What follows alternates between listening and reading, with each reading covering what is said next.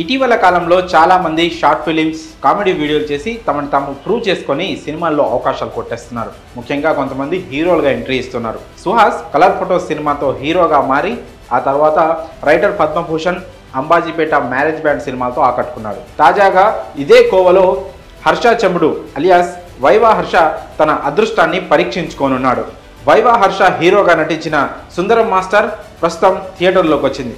మరి ఈ సినిమా ఎలా ఉంది, ప్రేక్షకులను ఆకట్టుకుంటుందా లేదా, ఈ రివ్యూలో చూద్దాం. సినిమా కథ విషయానికి వస్తే సుందరం మాస్టర్ గవర్నమెంట్ టీచర్. ఇంగ్లీష్ నేర్పడం కోసం అతన్ని మిర్యాలమెట్ట అనే గ్రామానికి పంపుతారు. అక్కడి గ్రామస్తులందరూ ఇంగ్లీష్లో మాట్లాడడం సుందరాన్ని ఆశ్చర్యపరుస్తుంది.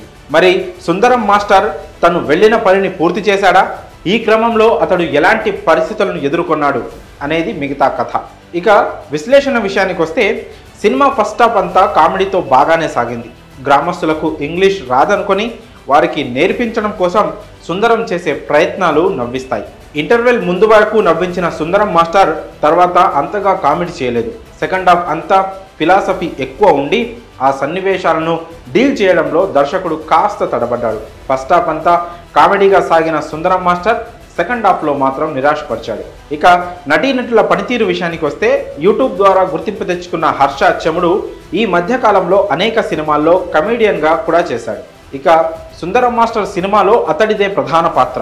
గ్రామస్తులకు ఇంగ్లీష్ నేర్పే టీచర్గా ఈ సినిమాలో నటించాడు.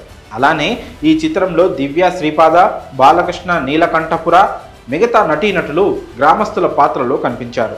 శ్రీచరణ్ పాకాల అందించిన మ్యూజిక్ బాగుంది. ఈ సినిమా బలాల విషయానికి వస్తే ఫస్ట్ హాఫ్లో comedy, Sricharan music pre climax అని చెప్పుకోవచ్చు. ఇక బలహీనతల విషయానికి వస్తే క్లైమాక్స్ సన్నివేశాలు పెద్దగా ఆకట్టుకోలేదు. సుందరం మారిన తీరును సరిగా ఎలివేట్ చేయలేకపోవడం ఇందులో మైనస్. ఈ సినిమాకు మేమిచ్చే రేటింగ్ 2/5.